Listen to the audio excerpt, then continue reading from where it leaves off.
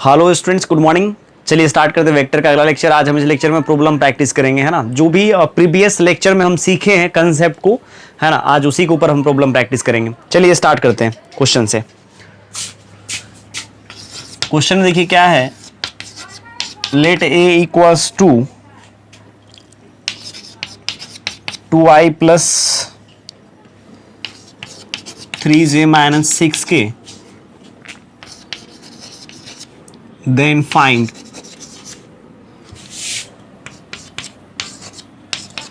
magnitude of vector a cap, direction ratio of vector a, direction cosine of vector ए। इतना सारा चीज आपको निकालना है। एक वेक्टर यहां दिया हुआ है, वेक्टर ए दे दिया, ए का मैग्नीट्यूड निकालना है, ए के अलोंग यूनिट वेक्टर निकालना है, वेक्टर ए का डायरेक्शन रेशियो निकालना है और वेक्टर ए का डायरेक्शन कोसाइन निकालना है। समझ में आया क्या? चलिए अब क्वेश्चन करते हैं।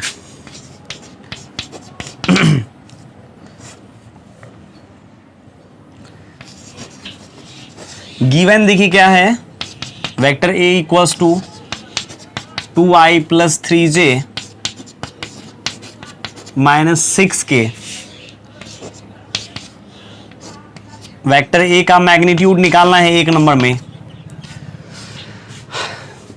किसी भी वेक्टर का मैग्नीट्यूड निकालने के लिए हम आपको बता दिए हैं, यूनिट वेक्टर आई जे के का जो स्केलर कंपोनेंट है उसका स्क्वायर का सम का स्क्वायर रूट लेना है ना। तो देख लीजिए, आई जे के का जो स्केलर कंपोनेंट है 2 है, 3 है, माइनस 6 है, तो 2 का स्क्वायर प्लस 3 का स्क्वायर प्लस माइनस 6 का स्क्वायर। बहुत सारा बच्चा 6 का स्क्वायर कर देता है, माइनस 6 का स्क्वायर नहीं करता है, ठीक है ना। सो आपको करना क्या है, यहाँ पर माइनस 6 का स्क्वायर लगा देना है। तो ये हो जाएगा 4 प्लस 9 प्लस 36, और ये देखिए कितना आ जाएगा,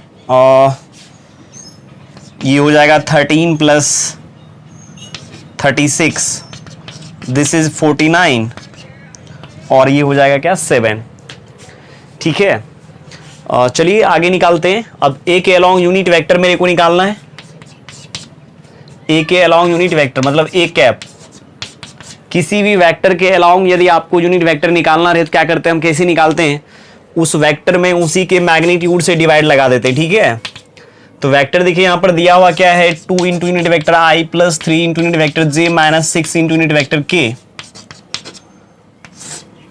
बाय 7।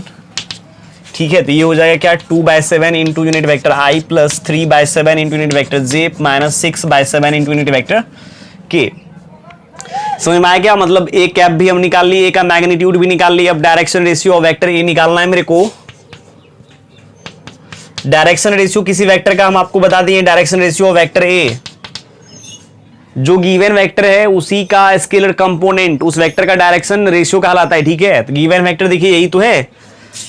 स्केलर कंपोनेंट्स में क्या क्या है, 2 है, 3 है, माइनस 6 है, यही इसका क्या कहलाएगा, डायरेक्शन रेशियो। 2, 3 एंड माइनस 6 आप ऐसे भी लिख सकते हैं, या आपका इच्छा है 2, 3 एंड माइनस 6 कुछ यूनिक तरीका से लिखने का, तो इस प्रकार से आप लिख दीजिए ना। हम तो मैक्सिमम यही यूज करते हैं। ऐसे लिखने के बाद थोड़ा सा इसका कोई माय बाप नहीं लगता है धरती पर, है ना, इसीलिए हम क्या करते हैं ना, इस प्रकार से लिख देते हैं चीजें को, तो और भी अच्छे से बच्चे को फील आता है। बुक वाले लोग इसको भी फॉलो करते हैं, इसको भी करते हैं, उससे कोई फर्क नहीं पड़ता है मेरे को। ठीक है, चलिए अब direction cosine of vector A का बात हम कर लेते हैं। डायरेक्शन कोसाइन ऑफ वेक्टर ए किसे कहेंगे, मतलब किसी भी वेक्टर का डायरेक्शन कोसाइन यदि आपको निकालना रहे तो हम आपको बता दिए डायरेक्शन रेशियो क्या होता है किसी वेक्टर का। गिवन वेक्टर का स्केलर कंपोनेंट उस वेक्टर का डायरेक्शन रेशियो कहलाता है, और गिवन वेक्टर के अलोंग जो यूनिट वेक्टर होता है ना उसी का स्केलर कंपोनेंट कहलाता है उस वेक्टर का डायरेक्शन कोसाइन। तो देख लीजिए, गिवन वेक्टर ए है, इसके अलोंग यूनिट वेक्टर ये हो गया, और इसी का जो स्केलर कंपोनेंट है ना वेक्टर ए का कहलाएगा क्या, डायरेक्शन कोसाइन। ठीक है, तो डायरेक्शन कोसाइन ऑफ वेक्टर ए क्या हो जाएगा, 2/7, 3/7 एंड माइनस 6/7। ठीक है, ऐसे लिखिए, या नहीं तो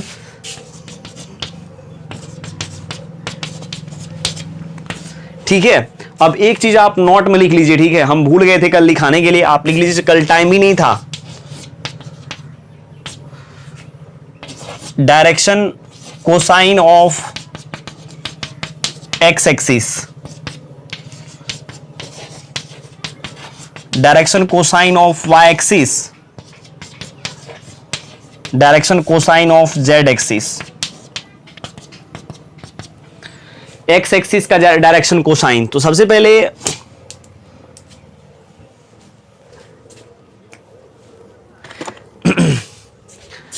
x axis, Y axis, Z axis हम लोग क्या करते हैं, ड्रॉ कर लेते हैं पहले।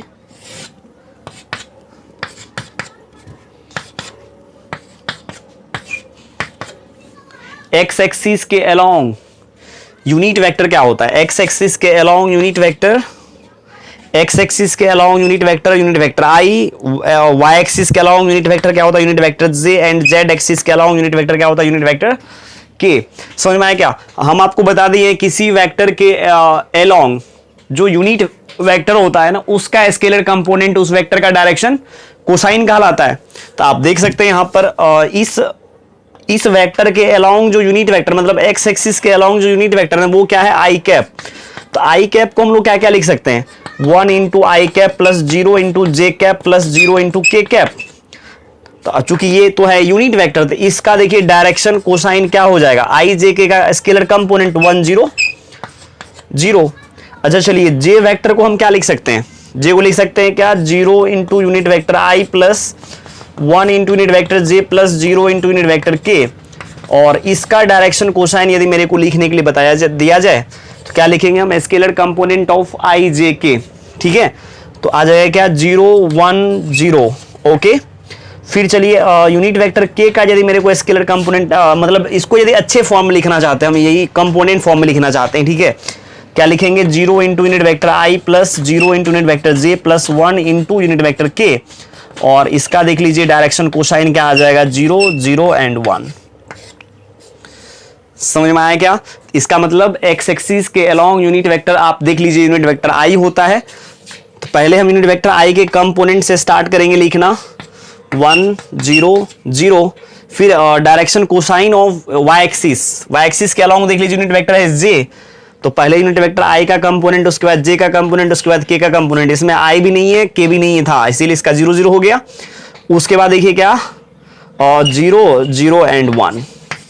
इसी चीज को आप ऐसे भी लिख सकते हैं, हो शायद ऑब्जेक्टिव सब में ऐसे ही दे देता है, इस प्रकार से नहीं देता है, तो बच्चे लोगों को थोड़ा सा वहां लगने लगता है, खोजेगा वो इस प्रकार से नहीं भी दिख सकता है, 0 1 0। ओके, और लिख लीजिएगा इस प्रकार से इसको, ये सब आपका डायरेक्शन कोसाइन का लगा। याद रखिएगा इस बात को, एक्स एक्सिस के अलोंग यूनिट वेक्टर तो यूनिट वेक्टर आई होता है, वाई एक्सिस के अलोंग यूनिट वेक्टर जे होता है, जेड एक्सिस के अलोंग यूनिट वेक्टर के होता है। ये लोग ये सब ना मैथमेटिशियन लोग ऑलरेडी एज्यूम कर लिया है। ठीक है, ताकि बच्चे को समझ में आए X axis, Y axis, Z axis के अलोंग यूनिट वेक्टर क्या होता है। ठीक है, चूंकि किसी भी वेक्टर के अलोंग आप यूनिट वेक्टर आसानी से निकाल सकते हैं, ये सब दिया गया है। ठीक है, मैथमेटिक्स वाले लोग अपने से क्रिएट किया है unit vector X axis, Y axis, Z axis के अलोंग। ठीक है, इसीलिए बिल्कुल भी सोचना नहीं है आपको, इस बात को आप रट जाइएगा। ऑब्जेक्टिव क्वेश्चन एग्जाम्स बराबर देखने को मिलता है पेपर में, है ना, आते रहता है। अब बहुत ही आसान सा चीज है ये, कोई बहुत बड़ी बात नहीं है ना, एग्जाम में अच्छा नंबर लाना, क्योंकि ये सब तो काफी आसान है। चलिए आगे बढ़ते हैं। एक क्वेश्चन से आप कितना सारा चीज सीखे। सबसे पहले एक वेक्टर में से आप क्या क्या निकाल सकते हैं, फिर से हम इस बात को रिपीट कर रहे हैं, कल भी किए थे। एक वेक्टर को देख करके आप उसका मैग्नीट्यूड निकाल सकते हैं, उसके अलोंग यूनिट वेक्टर निकाल सकते हैं, उस वेक्टर का डायरेक्शन कोसाइन निकाल सकते हैं, उस वेक्टर का डायरेक्शन रेशियो आप निकाल सकते हैं। ठीक है, इतना सारा चीज आप एक वेक्टर से निकाल सकते हैं। ठीक है, चलिए आगे बढ़ते हैं।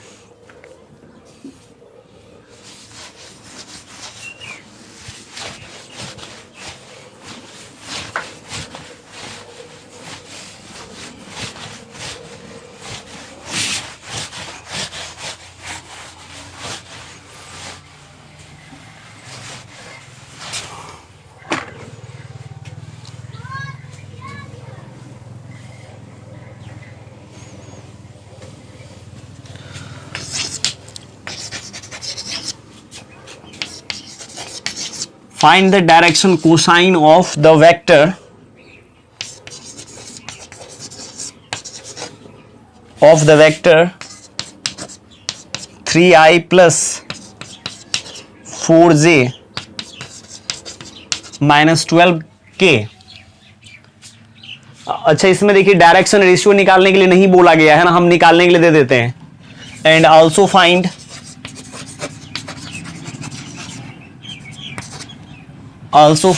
Its direction ratio. ठीक है, ये निकालने के लिए दिया गया नहीं है, बट हम यहां पर निकाल लेते हैं। अच्छा देखिए, अब डायरेक्शन कोसाइन इस वेक्टर का मेरे को निकालना है, तो इस वेक्टर का डायरेक्शन कोसाइन हम कैसे निकालेंगे? अब ध्यान दीजिएगा, एक डायरेक्ट हम चाहते तो इस वेक्टर का मैग्नीट्यूड पूछ सकते थे। ध्यान दीजिएगा, पहले इस वेक्टर का मैग्नीट्यूड पूछ सकते थे और इसके अलोंग यूनिट वेक्टर पूछ सकते थे। ठीक है, पूछ सकते थे या नहीं, है ना, पूछ सकते थे। इस वेक्टर का मैग्नीट्यूड पूछ सकते थे, डायरेक्शन कोसाइन डायरेक्शन रेशियो तो हम पूछ ही लिए हैं। यूनिट वेक्टर इसके अलोंग पूछ सकते थे ना, दो चीज पूछ सकते थे यहां पर हम, मैग्नीट्यूड और इनके अलोंग यूनिट वेक्टर। अब यहां ध्यान दीजिए, जब हम डायरेक्शन कोसाइन निकालते किसी वेक्टर का, तो इसका मतलब क्या होता है? किसी वेक्टर का डायरेक्शन कोसाइन का मतलब उस वेक्टर के अलोंग जो यूनिट वेक्टर है ना, उसी का स्केलर कंपोनेंट। इसका मतलब इस वेक्टर का मेरे को डायरेक्शन मतलब यूनिट वेक्टर निकालना ही पड़ेगा इसके अलोंग।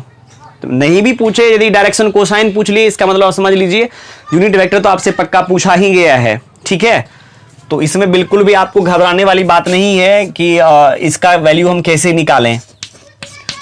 इसमें यूनिट वेक्टर सर नहीं पूछे हैं या मैग्नीट्यूड नहीं पूछे। यूनिट वेक्टर यदि हम पूछ लिए तो उसमें मैग्नीट्यूड भी पूछ लिए हैं और इसके अलावा यूनिट वेक्टर भी पूछ लिए, याद रखिएगा। नहीं, यदि डायरेक्शन कोसाइन यदि हम पूछते हैं किसी वेक्टर का, तो चलिए इसको कुछ मानते हैं।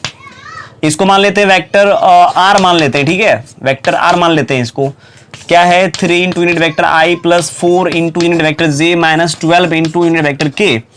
अब देखिए सबसे पहले मेरे को डायरेक्शन कोसाइन निकालना है, तो आर कैप पक्का निकालना पड़ेगा, ये बात आपको महसूस हो रही है।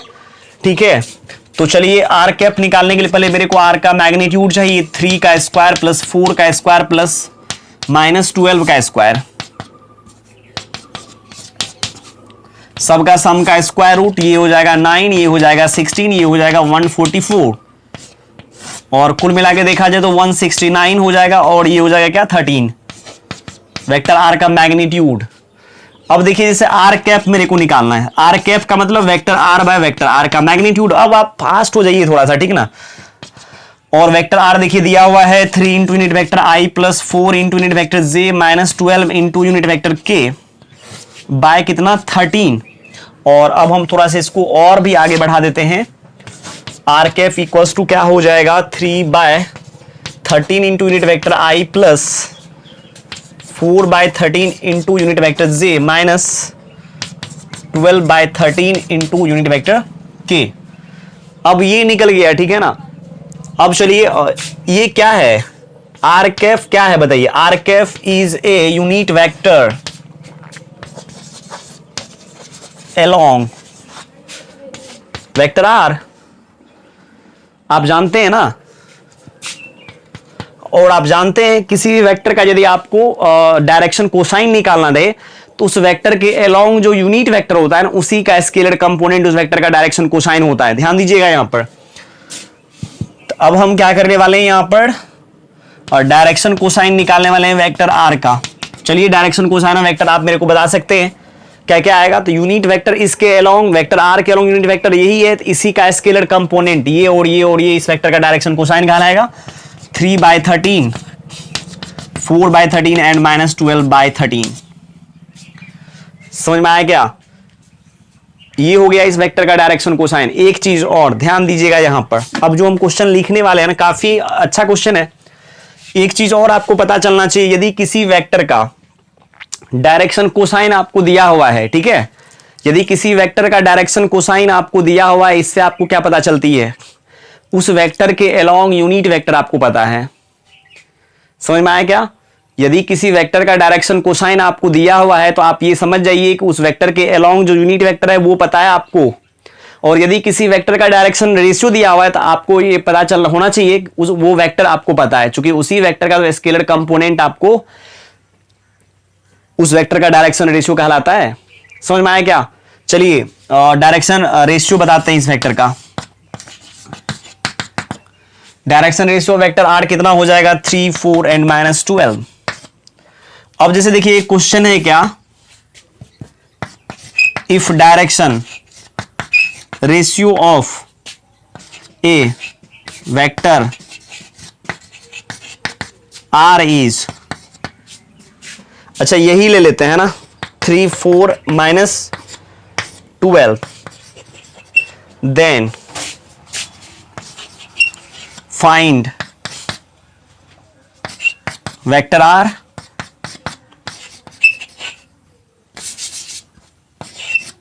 And direction cosine of vector R. ध्यान दीजिएगा क्वेश्चन में, देखिए क्या कह रहा है, यदि किसी वेक्टर का डायरेक्शन कोसाइन नहीं, यदि किसी वेक्टर का डायरेक्शन रेशियो दिया हुआ है तो वो वेक्टर मेरे को निकालना है, ठीक है, और उसके बाद उस वेक्टर का डायरेक्शन कोसाइन निकालना है। तो चलिए निकालते हैं,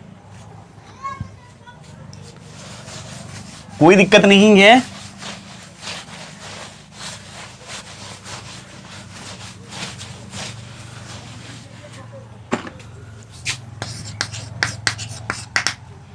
अब यहां देखिए, वेक्टर आर का डायरेक्शन रेशियो ये है, इसका मतलब वेक्टर आर मेरे को मालूम है, तो वेक्टर आर तो आप आराम से बोल सकते हैं ना,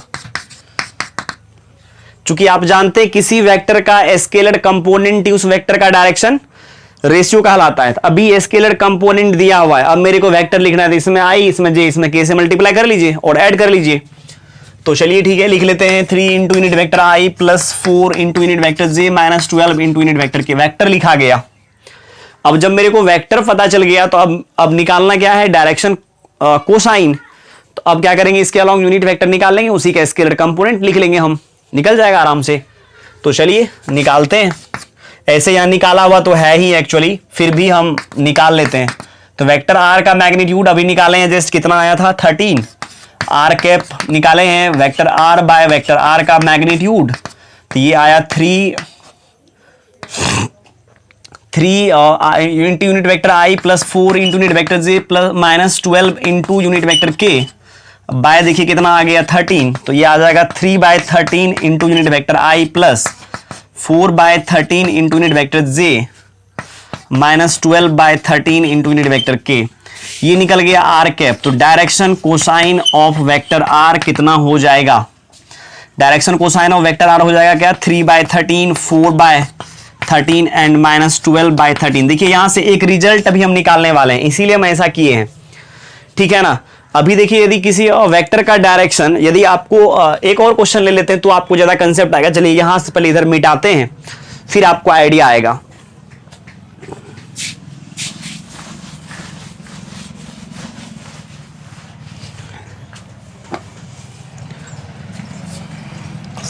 क्वेश्चन ये है, find direction cosine of a vector if whose direction ratio are, यही ले लेते हैं 3 4 एंड माइनस 12। कह रहा है क्या, find direction cosine of a vector if whose direction ratio are, ये मतलब क्या कहना चाहता है, यदि किसी वेक्टर का डायरेक्शन रेशियो दिया हुआ है, ठीक है, डायरेक्शन रेशियो ये है, तो उस वेक्टर का डायरेक्शन कोसाइन मेरे को निकालना है। समझ में आया क्या, यदि किसी वेक्टर का डायरेक्शन रेशियो मेरे को दिया हुआ है तो उस वेक्टर का डायरेक्शन कोसाइन निकालना है। तो यहां देखिए, तो सबसे पहले एक डायरेक्शन कोसाइन निकालने के लिए हम क्या क्या किए हैं, पहले वेक्टर आर निकाले हैं, उसके बाद फिर आर का मॉड निकाले हैं, ठीक है, फिर आर के अलोंग यूनिट वेक्टर निकाले हैं, फिर यूनिट वेक्टर का स्केलर कंपोनेंट हम क्या बोले हैं, स्केलर कंपोनेंट ही बोले हैं ना, कि उस वेक्टर का डायरेक्शन कोसाइन है ये। चलिए ठीक है, यहां तक मेरे को कोई दिक्कत नहीं है। तो अब आप यहां देखिए 3 यहां पर है तो 3 यहां पर है, हाँ है ना, यहां देखिए यहां 4 है तो यहां क्या है 4 है, यहां माइनस 12 है तो यहां माइनस 12 है, नीचे सेम टू सेम चीज आपको दिख रहा है क्या, और नीचे जो सेम टू सेम चीज है ना, वो देखिए आप फील कीजिए वो है क्या एक्चुअली, 3 का स्क्वायर प्लस 4 का स्क्वायर प्लस माइनस 12 का स्क्वायर रूट। यदि आप इसका वैल्यू निकालते हैं यही आता है 13। इससे देखिए मेरे को एक रिजल्ट सामने सामने आ रही है, क्या ध्यान देना है यहां पर,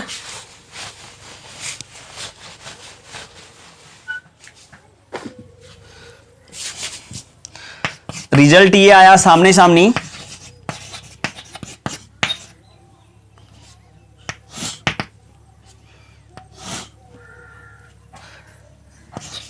late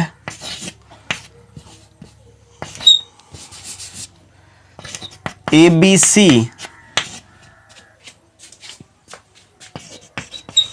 are the direction ratio of vector R, then direction cosine of vector R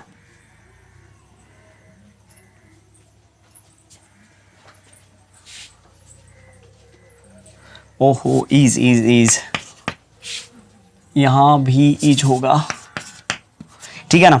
late direction मतलब ABC is the direction ratio vector R, then direction cosine of vector R is, अब देखिए direction cosine of vector R is क्या हो जाएगा, A by A square plus B square plus C square का square root, B by A square plus B square plus C square का square root,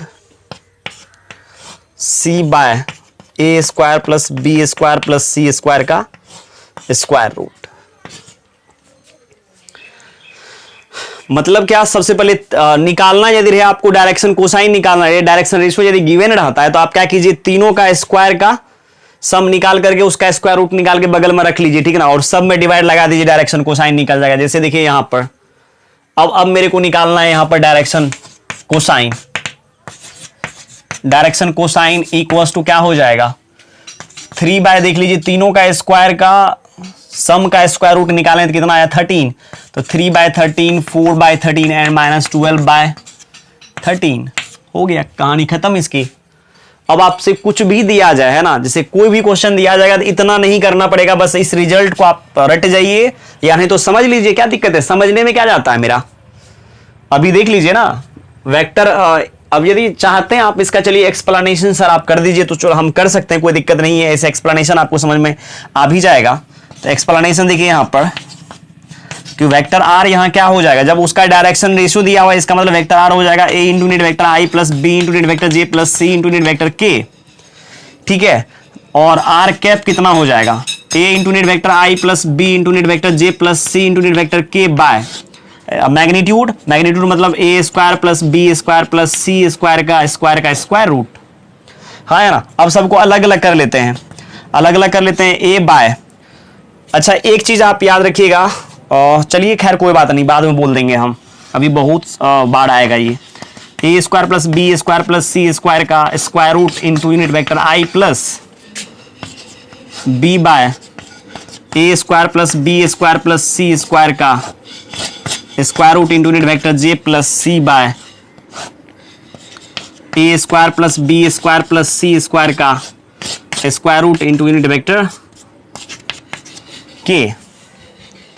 clear है यहां तक। अब देखिए यही ये तो यूनिट वेक्टर हो गया ना, आर वेक्टर आर के अलोंग, इसी का स्केलर कंपोनेंट क्या कहलाता है, इस वेक्टर का डायरेक्शन कोसाइन।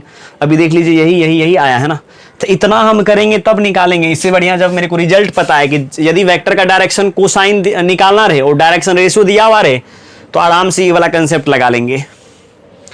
क्लियर है, यहां तक शायद मेरे को कोई दिक्कत नहीं लग रहा है कि आपको आया होगा। ठीक है, चलिए आगे बढ़ते हैं।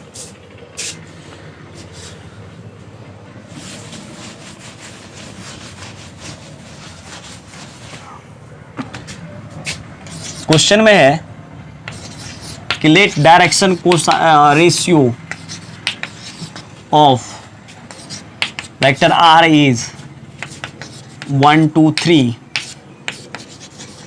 Then find its direction cosine. क्या करेंगे हम, डायरेक्शन कोसाइन निकालने के लिए पहले ये तीनों का स्क्वायर करके ऐड करके बगल में लिख लेंगे, उसका स्क्वायर रूट निकाल करके, 3 3 9 4 13 1 14 ये आ जाएगा, निकल गया इसका सभी का स्क्वायर का सम का स्क्वायर रूट। अब 1 में रूट अंडर 14 से डिवाइड लगा दीजिए और 2 में रूट अंडर 14 से एंड 3 में रूट अंडर 14 से, हो गया कहानी खत्म इसका। मेरे ख्याल से अब लगता है आपको समझ में ये आ गया होगा। ठीक है, चलिए अब आगे बढ़ते हैं हम। अच्छा एक मिनट और भी क्वेश्चन एक दो ले लेते हैं। लेट ए का कोऑर्डिनेट दिया हुआ है क्या 2 3 1 कोऑर्डिनेट दिया हुआ है, एंड बी का कोऑर्डिनेट है 5 3 2। Then find direction ratio of vector A B and direction cosine of vector A B. ठीक है, वेक्टर ए बी निकाल लेते हैं। तो वेक्टर ए बी कैसे निकालेंगे? बी के पोजीशन वेक्टर में से ए का पोजीशन वेक्टर घटा लेंगे, या बी के एक्स कोऑर्डिनेट में से ए के एक्स कोऑर्डिनेट को घटाएंगे, इसके एक्स में से इसके एक्स को घटाइएगा। चलिए यहाँ 4 कर देते हैं, अभी शुरुआती है इसीलिए 0 लाना थोड़ा सा शुरुआत में दिक्कत आ जाता है बच्चा लोगों को। तो इसमें से इसको घटाइएगा तो आ जाएगा 3, और एक्स कोऑर्डिनेट में क्या करेंगे? यूनिट वेक्टर आई से मल्टीप्लाई करेंगे हम, फिर प्लस इसमें से इसको घटाएंगे तो आ जाएगा 1, 1 इंटू जे करेंगे तो जे आ जाएगा, फिर इसमें से इसको घटाएंगे तो आ जाएगा क्या? के। ठीक है, अब देखिए यहां पर इस वेक्टर का डायरेक्शन रेशियो आप कितना दिया हुआ है? 3 1। Direction ratio of vector A B 3 1 1। अब डायरेक्शन यदि कोसाइन कहेगा निकालने मेरे को ए बी का, तो डायरेक्शन रेशियो पता है, डायरेक्शन कोसाइन आराम से निकाल सकते हैं। 3 का स्क्वायर प्लस 1 का स्क्वायर प्लस 1 का स्क्वायर रूट निकाल लेंगे बगल में, तो आ जाएगा कितना? 9 2 11। अब ये कितना आ जाएगा? 3/√11, 1/√11 एंड 1/√11। ठीक है, मतलब डायरेक्शन कोस रेशियो यदि पता है तो डायरेक्शन कोसाइन आराम से निकाल सकते हैं। समझ में आया क्या? चलिए आगे बढ़ते हैं।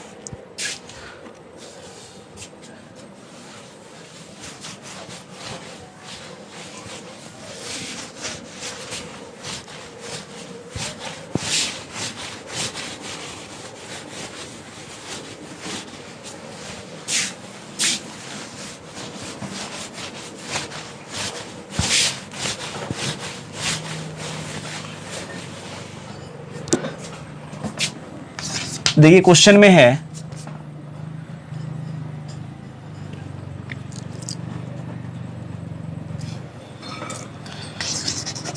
Find a vector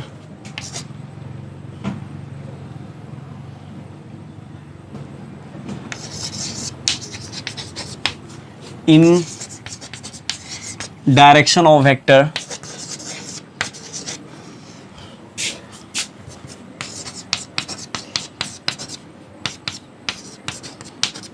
K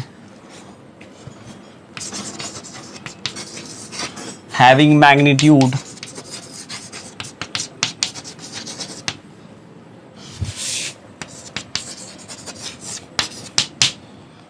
5 units. यहां देखिए क्वेश्चन में क्या कर रहा है, एक वेक्टर इस वेक्टर के डायरेक्शन में लिखने के लिए जिसका मैग्नीट्यूड कितना है? 5 यूनिट है। मतलब एक वेक्टर लिखना है किस वेक्टर के डायरेक्शन में? इस वेक्टर के डायरेक्शन में जिसका मैग्नीट्यूड कितना है? 5 यूनिट है। समझ में आया क्या? 5 यूनिट वाला वेक्टर मेरे को लिखना है इस वेक्टर के डायरेक्शन में। बस इतना समझ में आया क्या आपको? तो सबसे पहले आप मेरे को ये बताइए 5 यूनिट का वेक्टर आप कब निकाल पाएंगे, लिख पाएंगे? जब आप 1 यूनिट का वेक्टर आपको पता रहेगा तभी तो 5 यूनिट का वेक्टर आप लिख पाएंगे। और वो वेक्टर किसके डायरेक्शन होना चाहिए? इस वेक्टर के डायरेक्शन में। चलिए इस वेक्टर को ड्रॉ कर देते हैं। ये वही वेक्टर है 2 into unit vector i plus J plus 3k। इसी वेक्टर के डायरेक्शन में एक मेरे को वेक्टर लिखना है जो 5 यूनिट का होगा। तो एक ही नियम आप जानते हैं, 20 रुपया में यदि 80 आम मिलता है तो 50 रुपया में कितना आम? यदि ये निकालना तो सबसे पहले 1 का निकालेंगे, 4 मिलेगा। तो 1 का निकलेगा तभी तो 1 में 50 से मल्टीप्लाई करेंगे। अभी ये वेक्टर दिया हुआ है, मतलब जैसे 20 रुपया में 80 आम मिलता है, ये मेरे को पता है, मतलब एक वेक्टर गिवन है। अब इसी वेक्टर के हेल्प से एक वेक्टर मेरे को लिखना है जिसका मैग्नीट्यूड 5 यूनिट का है। तो इस वेक्टर के जब हेल्प से हम लिखेंगे एक वेक्टर, अगला दूसरा वेक्टर, तो सबसे पहले 1 यूनिट का वेक्टर तो हम पहले निकाल लें। तो इसीलिए सबसे पहले चलिए इसको मान लेते हैं वेक्टर r, कोई दिक्कत नहीं है। ठीक है, तो आर के अलॉन्ग यूनिट वेक्टर तो मेरे को निकालना पड़ेगा, तो आर का मॉड निकाल लेते हैं, 2 का स्क्वायर प्लस 1 का स्क्वायर प्लस 3 का स्क्वायर रूट ही हो जाएगा 9 4 13 1 14 रूट अंडर 14 आ गया। आर कैप निकाल लीजिए, आर कैप निकालिएगा तो क्या निकलेगा 2 इंटू यूनिट वेक्टर आई प्लस जे प्लस 3 इंटू यूनिट वेक्टर के बाय रूट अंडर 14, अलग अलग कर लेते हैं 2 by root under 14 into unit vector I plus 1 by root under 14 into unit vector J plus 3 by root under 14 into unit vector K. Clear है? यहां तक are cap मिल गया आपको, मतलब इसके अलोंग जो 1 यूनिट का वेक्टर होगा ना वो मिल गया, तो 5 यूनिट का निकालना, मतलब 1 आम का रेट पता चल गया मेरे को, अब 5 आम का केका निकालना, इसी में 5 से मल्टीप्लाई कर देंगे तो मिल जाएगा ना। हाँ चलिए ठीक है, रिक्वायर्ड वेक्टर, जो वेक्टर आपको निकालना है वो क्या हो जाएगा, जो भी वेक्टर आपको निकालना है उसका मैग्नीट्यूड, तो उस वेक्टर का मैग्नीट्यूड है 5 इंटू मतलब उस वेक्टर के अलोंग यूनिट वेक्टर, यही काम करेगा ना। मतलब 1 यूनिट का वेक्टर आपको पता है 5 यूनिट का निकालना है, तो इसी में क्या कीजिए मल्टीप्लाई कर लीजिए ना इसको, 2 by root under 14 into unit vector I plus 3 by root under 14 into unit vector j, ओ 1 है क्या, plus 3 by root under 14 into unit vector k. तो चलिए 5 से मल्टीप्लाई कर लेते हैं यार, रहने दीजिए, मल्टीप्लाई कीजिए 10 by root under 14 into unit vector I 5 by root under 14 into unit vector J plus 15 by root under 14 into unit vector K. यही वो वेक्टर हो गया रिक्वायर्ड वेक्टर। यदि आप इसको मान लेते हैं, मान लीजिए कुछ भी वेक्टर मान लेते हैं, ए ही मान लेते हैं, ये वेक्टर हो गया। मतलब यदि आपको कोई भी वेक्टर किसी वेक्टर के डायरेक्शन में निकालना रहे, ठीक है, और उस वेक्टर का मैग्नीट्यूड बता रहे जिसका आपको निकालना है और जिसके अलोंग निकालना है, उसके अलोंग यूनिट वेक्टर आप निकाल लीजिए। 1 यूनिट का पता चल गया, आप जितना भी यूनिट का वेक्टर आपको निकालने के लिए कहेगा उतना से केवल मल्टीप्लाई कर लीजिए।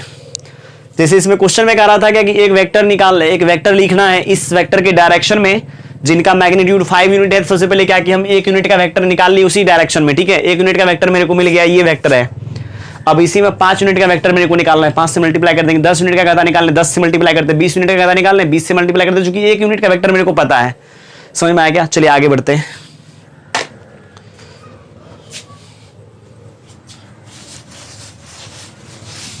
जितना भी यूनिट का वेक्टर आपको कहेगा निकालने के लिए आप निकाल सकते हैं। पहले तो आप 1 यूनिट का निकाल लीजिए।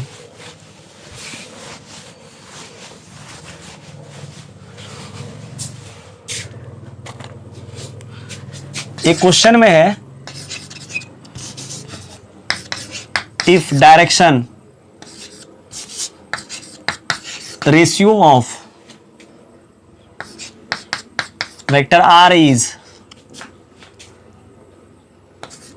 4 3 12,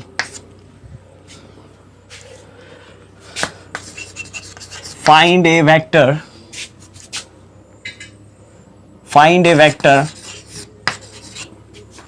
A in direction of vector R.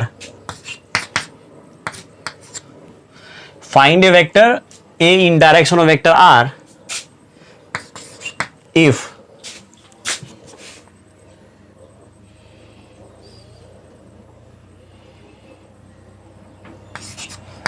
magnitude of A is 3 units. देखिए क्वेश्चन में क्या कहना चाहता है, कह रहा है क्या if direction ratio of vector R is इतना, कह रहा है क्या एक वेक्टर आर का डायरेक्शन रेशियो दे दिया कितना 4 3 12। कह रहा है क्या फाइंड ए वेक्टर आर, कह रहा है कि एक वेक्टर आर निकालने के लिए in direction of vector R, मतलब वेक्टर आर के डायरेक्शन में, मतलब इसी वेक्टर आर के डायरेक्शन में एक वेक्टर ए निकालना है मेरे को जिसका मैग्नीट्यूड 3 यूनिट है। अब इस क्वेश्चन को आप कैसे बनाएंगे, ध्यान दीजिएगा। अभी हम आपको जितना सारा चीज पढ़ा रहे हैं सबके सब आगे इंपॉर्टेंट है। ऐसा आपको नहीं लगे कि ये सब कहीं है ही नहीं पढ़ने के लिए, है ना। बहुत सारे बच्चे को लगता है, बहुत सारे टीचर को भी लगता है ये सब चीज तो फालतू का चीज हो सकता है शायद। यदि आप टीचर हैं या बच्चे हैं तो आप समझ लें कि 3D ज्योमेट्री जो आगे है उसमें डायरेक्शन कोसाइन डायरेक्शन रेशियो इतना ज्यादा आएगा आपको दिमाग खराब कर देगा आपका। तो वेक्टर और 3D में कोई अंतर ही नहीं है एक्चुअली, ठीक है। इसीलिए दोनों मिसलेनियस करके आप पढ़ लीजिए। एक्चुअली वेक्टर ही तो अभी हम पढ़ रहे हैं, ठीक है। तो देख लीजिए यहां पर क्या कहना चाहता है, ये वेक्टर आर का डायरेक्शन रेशियो दिया हुआ है। वेक्टर आर का डायरेक्शन रेशियो दिया हुआ है, इसका मतलब मेरे को वेक्टर मालूम है, वेक्टर आर मालूम है। वेक्टर आर क्या है, 4 इंटू यूनिट वेक्टर आई प्लस 3 इंटू यूनिट वेक्टर जे प्लस 12 इंटू यूनिट वेक्टर के, ठीक है ना, ये मेरे को मिल गया। अच्छा अब देखिए मेरे को निकालना है वेक्टर ए इसके डायरेक्शन में, तो वेक्टर ए निकालना है किसके डायरेक्शन में, वेक्टर आर के डायरेक्शन में। तो मेरे को निकालना क्या है, वेक्टर ए। तो जो भी वेक्टर आपको निकालना है तो सबसे पहले आप क्या कीजिए, उस वेक्टर का magnitude into unit vector along vector A. अरे मेन फॉर्मूला तो यही है ना निकालने का, वेक्टर को निकालने का, कि यदि मेरे को वेक्टर ए फाइंड आउट करना है तो वेक्टर ए का मैग्नीट्यूड और इस वेक्टर ए के अलोंग जो यूनिट वेक्टर होगा उससे मेरे को मल्टीप्लाई करना पड़ेगा। तो अभी देखिए बोल दिया क्वेश्चन वाला कि इस वेक्टर ए क्या है, वेक्टर आर के अलोंग है, मतलब दोनों पैरेलल है। देख लीजिए ना यहां पर, find a vector A in the direction of vector R, इसका मतलब क्या, वेक्टर ए फाइंड करना है वेक्टर ए के डायरेक्शन में, इसका मतलब दोनों वेक्टर पैरेलल होना चाहिए। इसका मतलब जो इसका यूनिट वेक्टर हम यूज करेंगे, जो मतलब इसके लिए यूनिट वेक्टर आएगा वही इसके लिए भी आएगा, क्योंकि जब दो वेक्टर पैरेलल रहता है तो यूनिट वेक्टर सेम ही चलता है, ठीक है। तो इसके जगह पर आप आर कैप यूज कर सकते हैं। Vector A equals to vector A का magnitude into R cap. A का मैग्नीट्यूड देखिए कितना दिया हुआ है, 3 इंटू आर कैप। अब इक्वेशन एक इसको मान लीजिए, आर कैप को निकालने के ऊपर आप पूरा फोकस कीजिए। आर कैप कैसे निकलेगा, तो आर का मैग्नीट्यूड निकाल लेते हैं, 4 इंटू यूनिट वेक्टर आई प्लस, अच्छा नहीं 4 का स्क्वायर प्लस 3 का स्क्वायर प्लस कितना 12 का स्क्वायर, कुल मिला के जब इसका वैल्यू निकालेंगे तो कितना आ जाएगा, 13 आएगा। निकालिएगा, बहुत बार क्वेश्चन इस टाइप का हम किए हैं। अब आर कैप निकाल लेते हैं, आर कैप कितना आ जाएगा, वेक्टर आर बाय आर का magnitude 4 into unit vector I plus 3 into unit vector J plus 12 into unit vector k divided by कितना 13, आ जाएगा 4 by 13 into unit vector i, 3 by 13 into unit vector J plus 12 by 13 into unit vector के। ये हो गया R cap. समझ में आया क्या। अब आर कैप निकल गया, इक्वेशन एक में आर कैप का वैल्यू रख दीजिए फ्रॉम 1। तो vector A equals to 3 into R cap, चलिए रखिए 4 by 13 into unit vector I plus 3 by 13 into unit vector J plus 12 by 13 into unit vector k. 3 से मल्टीप्लाई जब आप कर लेंगे तो 12 by 13 into unit vector I plus 9 by 13 into unit vector J plus 36 by 13 into unit vector k आ जाएगा क्या, vector A equals to. मतलब आपको हम डायरेक्शन कोसाइन डायरेक्शन रेशियो के ऊपर ज्यादा फोकस करके अभी क्वेश्चन ले रहे हैं, ठीक है, ताकि आपका ये कंसेप्ट काफी क्लियर हो जाए, स्ट्रांग हो जाए, ठीक है। अब आगे बढ़िए, चलिए एक और क्वेश्चन यहां पर बगल में लिखते हैं, यहां पर लिख लेते हैं,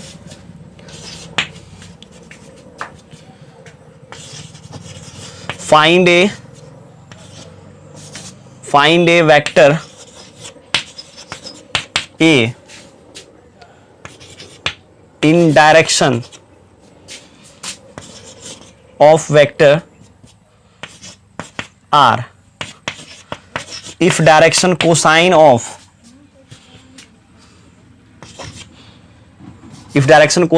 vector r is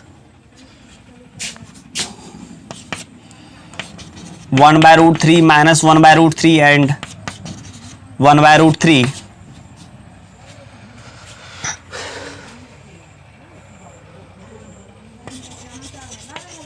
where magnitude of vector A is 7 unit ले लेते हैं।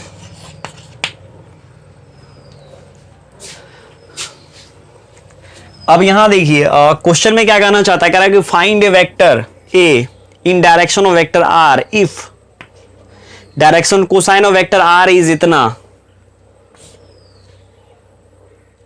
वेयर वेक्टर A का मैग्नीट्यूड दिया हुआ है 7 यूनिट। ठीक है ना, मतलब एक वेक्टर ए निकालना है आपको वेक्टर आर की डायरेक्शन में, जब वेक्टर आर का डायरेक्शन कोसाइन कितना दे रखा है 1/√3 माइनस 1/√3 एंड 1/√3, जब ए का मैग्नीट्यूड कितना दिया है वेयर, जहां पर ए का मैग्नीट्यूड 7 यूनिट है। तो चलिए ठीक है। अच्छा, जैसे आर का डायरेक्शन कोसाइन दे दिया, इसका मतलब क्या दे दिया, आर का डायरेक्शन कोसाइन दे दिया, इसका मतलब आर के अलोंग यूनिट वेक्टर आपको पता है, आर का डायरेक्शन कोसाइन पता है, तो इसका मतलब आर के अलोंग यूनिट वेक्टर आपको पता है। चूंकि किसी वेक्टर का डायरेक्शन कोसाइन जो होता है ना, उस वेक्टर के अलोंग यूनिट वेक्टर का स्केलर कंपोनेंट होता है, ये बात आपको पता है। ठीक है, इसका मतलब कहीं ना कहीं वेक्टर आर के अलोंग जो यूनिट वेक्टर है ना, उसी का स्केलर कंपोनेंट ये है। फिर से मेरे को आर कैप लिखना है, तो इसमें आई, इसमें जे, इसमें के से मल्टीप्लाई कर लीजिए, तो ये कितना आ जाएगा 1/√3 इंटू यूनिट वेक्टर आई माइनस 1/√3 इंटू यूनिट वेक्टर जे प्लस 1/√3 इंटू यूनिट वेक्टर के। आर कैप मेरे को मिल गया। अब मेरे को निकालना क्या है, वेक्टर ए। तो वेक्टर ए निकालना है, तो वेक्टर ए का मैग्नीट्यूड, जो भी वेक्टर आपको निकालना है उसका मैग्नीट्यूड और उसके अलोंग जो यूनिट वेक्टर है ना उससे मल्टीप्लाई कर लीजिए, तो इसके अलोंग यूनिट वेक्टर तो आर कैप हो जाएगा ना। तो इसका मैग्नीट्यूड दिया हुआ है 7, आर कैप अभी जस्ट हम आपको बता ही दिए, ये है।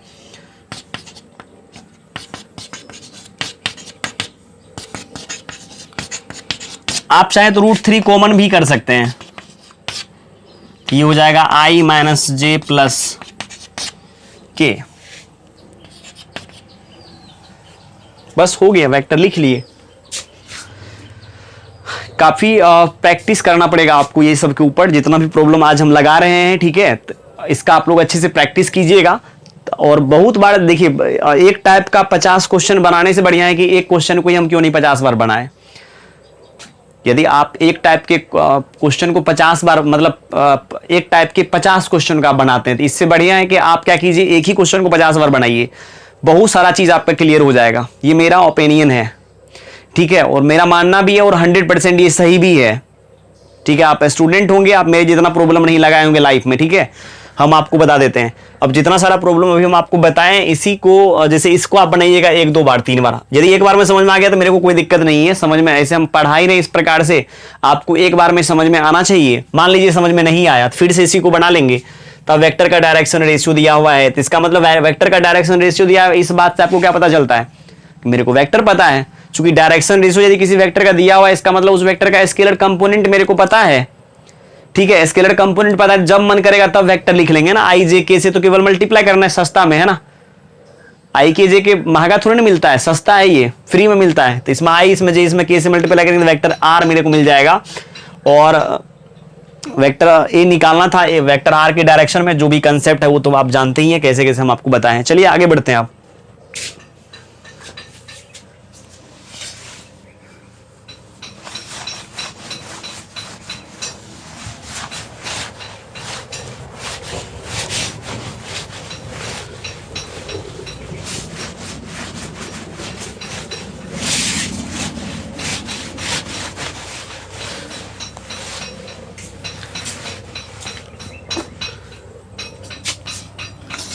अच्छा, एक क्वेश्चन और ले लीजिए। फाइंड द डिस्टेंस बिटवीन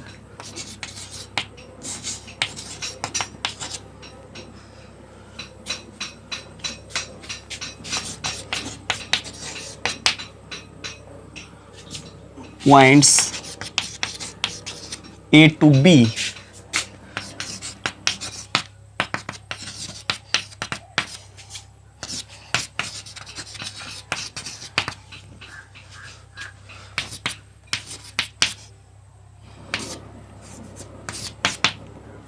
अब ए से बी के बीच की दूरी निकालना है, तो दूरी कैसे निकालेंगे?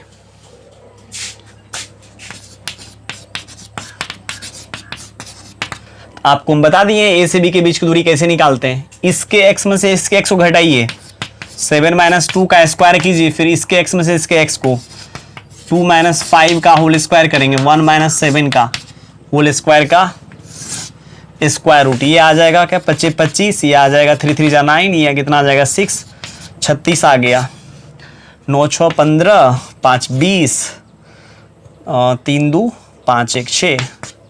देखिएगा ये सही है गलत है उतना तो हम ये सबको ध्यान में नहीं रखते हैं ना। देख लीजिएगा, मतलब सबको जोड़ करके यही आ गया ए से बी के बीच की दूरी, डिस्टेंस। चलिए अब आगे बढ़ते हैं।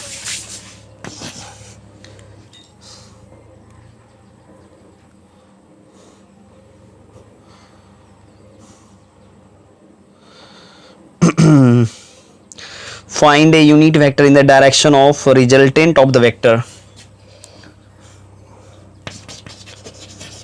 Find a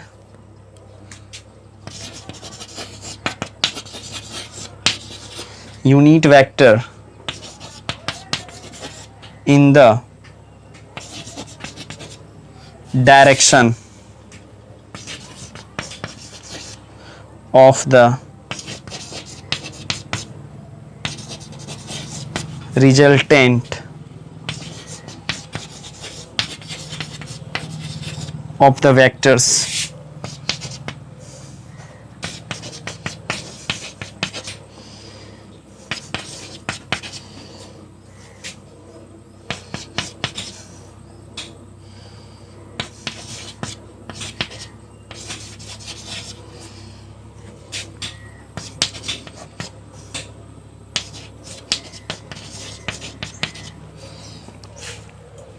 अब देखिए ये तमाम वेक्टर जो आपको यहां दिख रहा है, इस सभी का रिजल्टेंट का मतलब क्या होता है? रिजल्टेंट का जहां भी बात आए आपके सामने में तो आप समझिएगा सम का बात कर रहे हैं, ठीक है।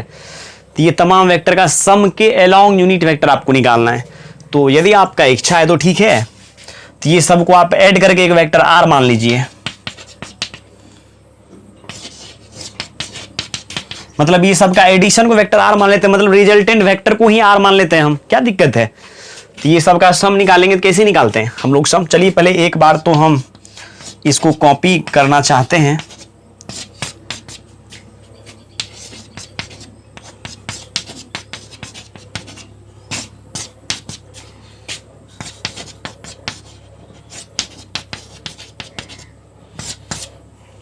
अब ये सब का सम आप निकाल सकते हैं।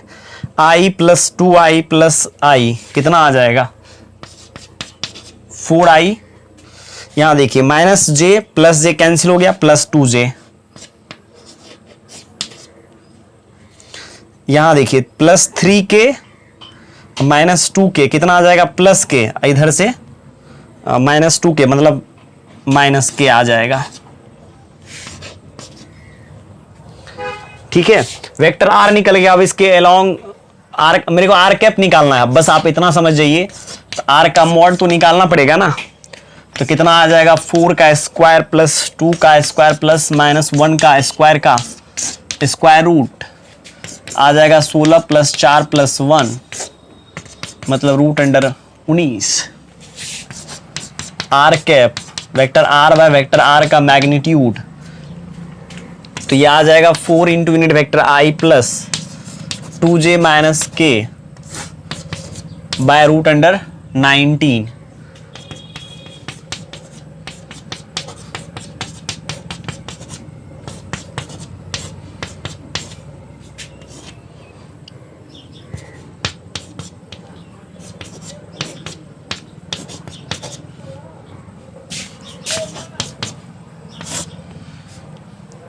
ठीक है, अब निकल गया इसके रिजल्टेंट के अलोंग यूनिट वेक्टर। चलिए आगे बढ़ते हैं। रिजल्टेंट का मतलब ही होता है सम, ठीक है। तो ये सब का सम कर लीजिए और ये सब के सम को हम क्या कहिए? वेक्टर आर मान लिए, फिर वेक्टर आर के अलोंग यूनिट वेक्टर निकाल लिए। जो भी कंसेप्ट आप जानते हैं यूनिट वेक्टर को निकालने का, वही तो करते हैं। काफी आसान है समझना, बिल्कुल भी टफ नहीं है ना। अब तो आपको काफी इजी लग रहा होगा वेक्टर, है ना। वेक्टर में बिल्कुल भी दम नहीं है। जो भी समझने वाला चीज़ है वो मतलब पहला दूसरा तीसरा क्लास तक ही है। बाद बाकी जैसे जैसे आप आगे पढ़ते जाएंगे आपको इजी लगते जाएगा वेक्टर। शुरुआत का ही लेक्चर थोड़ा सा बच्चे लोगों को टफ लगता है, उसके बाद फिर बाद में काफ़ी आसान लगने लगता है बच्चा को। तो ये क्वेश्चन में क्या कहना चाह रहा है कि the adjacent side of a parallelogram, the adjacent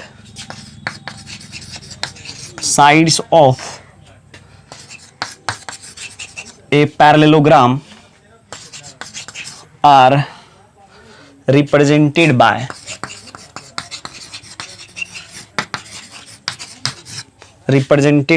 the vectors A equals to unit vector I plus j minus k and vector B equals to -2 into unit vector I plus J plus 2k।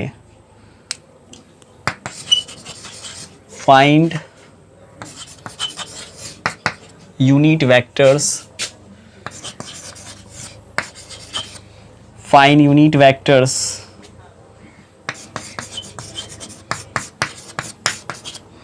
Parallel to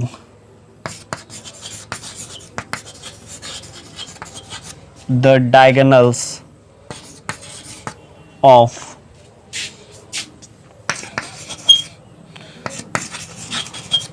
the parallelogram।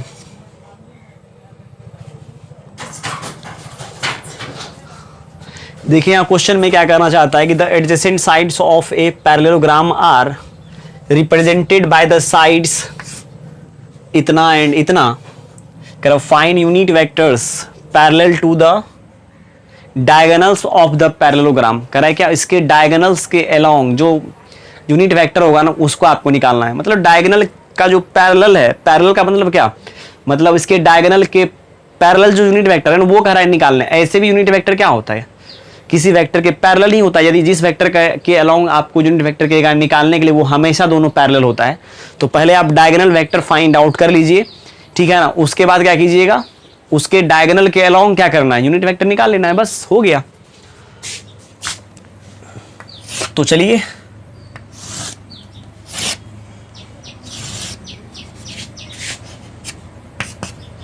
तो vector ए ये है और vector B ये है, parallelogram का diagonal ये है, ये भी पैरेललोग्राम का डायगोनल ही है, ठीक है ना। तो चलिए इस वेक्टर को मतलब इसको रिजल्टेंट बनाने के लिए, चूंकि देखिए यहां पर इस वेक्टर के पहले ये पूरा कंप्लीट करेगा, उसके बाद बी जाएगा, इसको यहां हम शिफ्ट कर देते हैं। ऐसे भी शिफ्ट हम क्यों करते हैं आप ये बात जान लीजिए, ये दोनों जो है लेंथ में इक्वल है, पैरेलल कर देंगे दोनों इक्वल वेक्टर आ जाएगा, है ना। इसको भी वेक्टर बी हम बना ही सकते हैं। अब इसका डायगोनल निकल जाएगा, जब तक ऐसे भी आप समझिए जब तक ये वेक्टर नहीं निकलेगा तब तक डायगोनल कैसे निकलेगा। तो ये दोनों में क्या रिलेशन है, इसमें और इसमें दोनों पैरेलल एंड इक्वल है। मतलब जब दो वेक्टर पैरेलल रहता है और इक्वल, मतलब दो वेक्टर यदि पैरेलल है और मैग्नीट्यूड में इक्वल रहते इसका मतलब दोनों वेक्टर इक्वल वेक्टर कहलाता है। तो ये बी है तो ये भी बी हो जाएगा। अब देखिए ये क्या हो जाएगा, vector A plus vector B. अच्छा जैसे अब ये वेक्टर मेरे को निकालना है, तो जब हमेशा जैसे देखिए यहाँ पर इस वेक्टर का सम प्लस इस वेक्टर का सम इसके बराबर आएगा। चूंकि रिजल्टेंट अभी देखिए ये हो रहा है, नहीं आई बात समझ में। इसके हेड पर, इस वेक्टर के हेड पर इस वेक्टर का आपको टेल दिख रहा है, तो रिजल्टेंट यहाँ पर ये हो जाएगा। मतलब इतना प्लस इतना इक्वल्स टू इतना, इसीलिए इतना इक्वल्स टू इतना माइनस इतना, मतलब इतना प्लस इतना इक्वल्स टू ये और ये प्लस करने पर ये इसके बराबर आ रहा है, इसीलिए इतना इक्वल्स टू क्या आ जाएगा, बी ए माइनस बी। क्या बात आपको समझ में आई? अरे काफी आसान है। तो ये दोनों को सम करने पर आपको इसके बराबर आ रहा है। मतलब जैसे मान लो वेक्टर बी प्लस है, ये इसको D1 मान लेते हैं, ये डायगोनल को D1 मान लेते हैं, इक्वल्स टू आगे क्या वेक्टर ए। तो अब D1 वेक्टर इक्वल्स टू क्या आ जाएगा, ए वेक्टर अब माइनस क्या बी। समझ में आया क्या? तो ए माइनस बी हो गया। अच्छा अब जैसे चलिए अब मेरे को ए प्लस बी निकालना है। ए प्लस बी कैसे निकालेंगे, ए भी पता है बी भी पता है। यूनिट वेक्टर आई प्लस जे माइनस के प्लस -2 इंटू यूनिट वेक्टर आई प्लस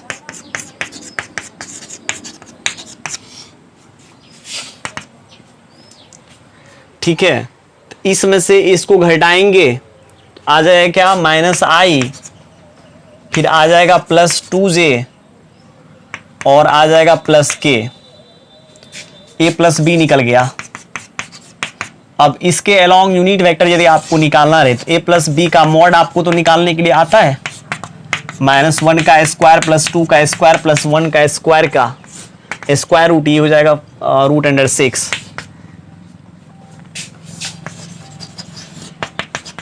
यूनिट वेक्टर अलोंग ए प्लस बी क्या हो जाएगा,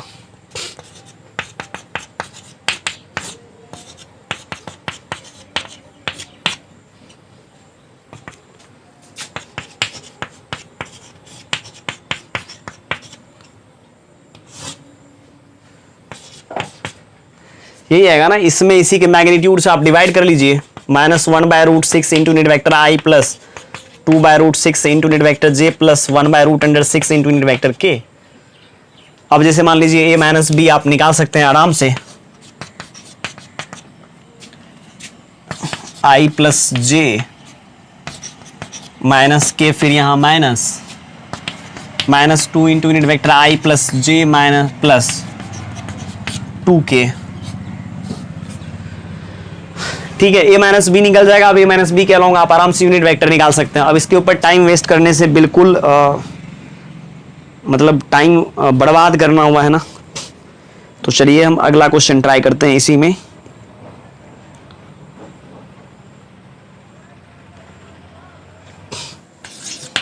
देखिए क्वेश्चन में क्या है, कह रहा है सो दैट the points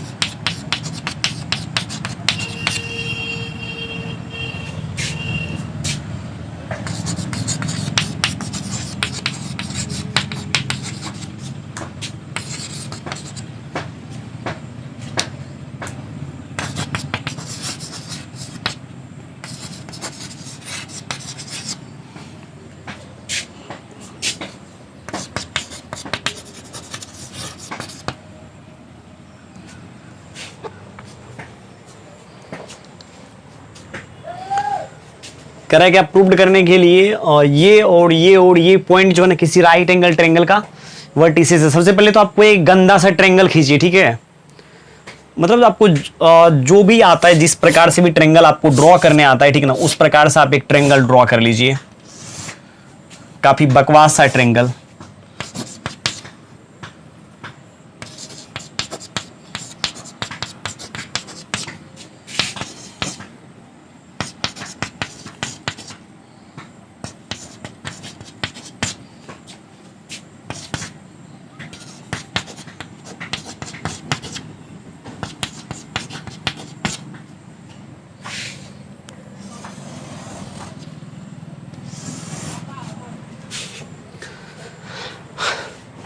ठीक है, इसको बनाने का ऐसे बहुत तरीका है, तरीका तो बहुत है, ठीक है ना, लेकिन आप एक काम कर लीजिए, ए बी वैक्टर निकाल लीजिए, बी सी वैक्टर निकाल लीजिए, सी ए सी जो भी वैक्टर निकालने का मैंने वैक्टर निकाल लीजिए, और जब यहां से यहां तक का वेक्टर आपको फाइंड आउट हो जाएगा, मतलब ये वेक्टर फाइंड आउट हो जाएगा, उसका मैग्नीट्यूड आप निकाल लीजिए, मतलब यहां से यहां तक का लेंथ निकल जाएगा आपको। इस वेक्टर को फाइंड कर लीजिए, उसका मैग्नीट्यूड निकाल लीजिए, इस वेक्टर को फाइंड कर लीजिए, मैग्नीट्यूड निकाल लीजिए।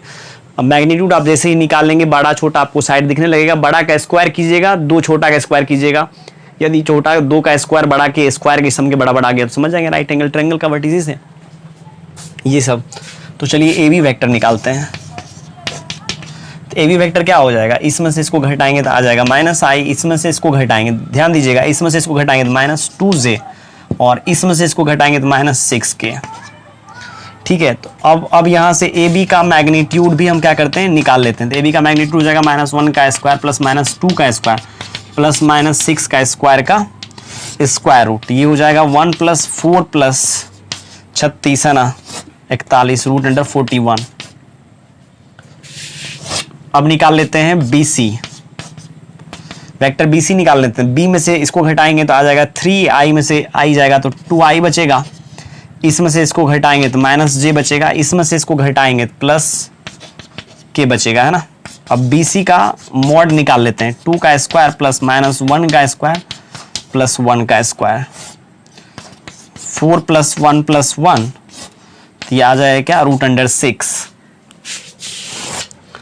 अब चलिए सी ए निकाल लेते हैं। सी ए कैसे निकालेंगे, इसमें से इसको घटाएंगे तो -i आ जाएगा, इसमें से इसको घटाएंगे तो +3j आ जाएगा। आप घटा के देखिएगा, इसमें से इसको घटाएंगे तो +5k आ जाएगा। घटाने के लिए तो आता है ना आप लोगों को, घटा लीजिएगा। मतलब हम क्या किए, इसके i में से इसके i घटाए, इसमें के j में से इसके j के, इसके k में से इसके k को घटा लीजिएगा। और CA का मैग्नीट्यूड -1 का स्क्वायर +3 का स्क्वायर +5 का स्क्वायर का स्क्वायर रूट, ये आ जाएगा 1, ये आ जाएगा 9, ये आ जाएगा 25, क्या आ जाएगा 35। अब यहां देखिए 2 छोटा का स्क्वायर, 2 छोटा का स्क्वायर मतलब BC का मैग्नीट्यूड का मतलब होता है BC ही, CA का मैग्नीट्यूड का मतलब CA ही होता है एक्चुअली, AB का मैग्नीट्यूड का मतलब AB ही। AB के पॉइंट A से पॉइंट B के बीच की दूरी को दिखा रहा है AB, हाँ या ना।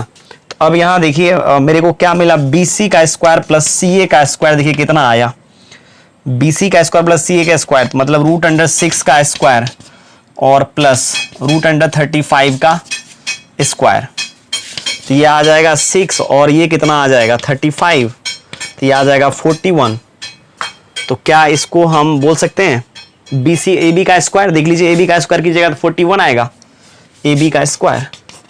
तो आप राइट एंगल ट्रायंगल में क्या जानते हैं, किसी दो साइड के स्क्वायर का सम तीसरी साइड के स्क्वायर के बराबर आ जाता है, तो हम समझ जाते हैं कि राइट एंगल ट्रायंगल का वर्टिसेस है ABC, ठीक है। तो यहाँ आप बोल सकते हैं हेंस, या हियर, पहले here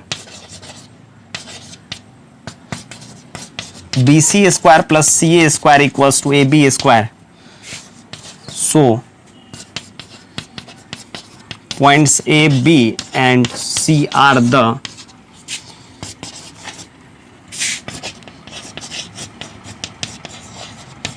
vertices of a right angled triangle। हो गया प्रूव्ड। इसमें करना कुछ नहीं है, ठीक है। सबसे पहले क्या कीजिए, ए का पोजीशन वेक्टर दिया हुआ है, बी का पोजीशन वेक्टर, सी का पोजीशन वेक्टर दिया हुआ है। अब मेरे को निकालना है ये वेक्टर, तो इसमें से इसको घटा लीजिए तो ये वेक्टर मिल जाएगा। अब मेरे को ये वेक्टर निकालना है, इसमें से इसको घटा लीजिए। अब मेरे को ये वेक्टर निकालना है, इसमें से इसको घटा लीजिए। तो देख लीजिए यहाँ पर ए बी निकाल लिए, बी सी निकाल लिए, सी ए वेक्टर फाइंड आउट कर लिए, ठीक है। अब ए बी निकल गया तो वेक्टर से मेरे को थोड़ा ना यहाँ पता चल पाएगा, वेक्टर से भी पता चलेगा जब आगे आप डॉट प्रोडक्ट पढ़ लेंगे, ठीक है। जब दो वेक्टर का डॉट प्रोडक्ट आता है क्या 0, तब दोनों क्या होता है, दोनों वेक्टर एक दूसरे पे परपेंडिकुलर होता है, ठीक है। लेकिन अभी तो वो सब चीज़ हम आपको पढ़ाई नहीं है, ठीक है। अभी करना क्या पड़ेगा आपको, केवल साइड के लेंथ के हेल्प से ही आपको निकालना है वेक्टर, मतलब ये ट्रायंगल जो है ना, जिसका पोजीशन वेक्टर जो दिया हुआ है यहाँ पर राइट एंगल ट्रायंगल का वर्टिसेस है, ठीक है। चलिए आगे बढ़ते हैं। आगे बढ़ने से पहले एक कंसेप्ट जान लेते हैं थोड़ा सा, उसके ऊपर भी एक क्वेश्चन कर लेते हैं, तो फिर क्या हो जाएगा, इधर का कहानी ही खत्म हो जाएगा।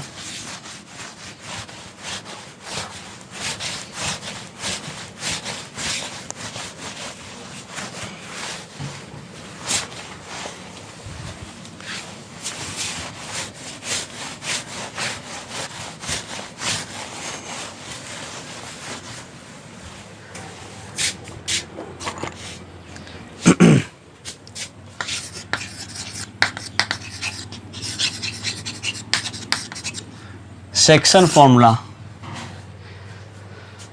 ठीक है। आप पढ़े होंगे क्या कहते हैं 10th क्लास में कोऑर्डिनेट ज्योमेट्री है ना, उसमें बस एक बात याद रखिएगा, वेक्टर चैप्टर में है ना,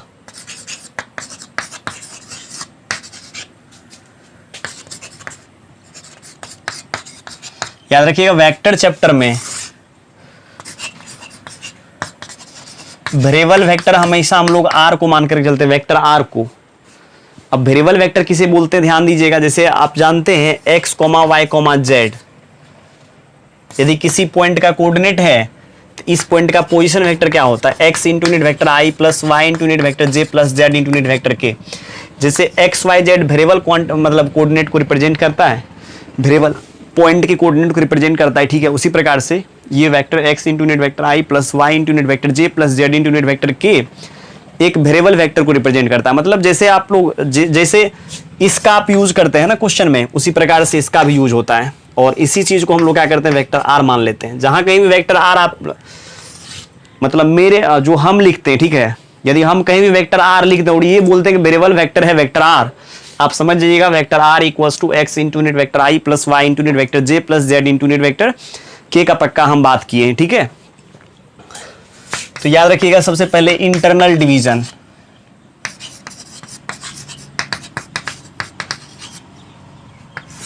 इंटरनल डिवीजन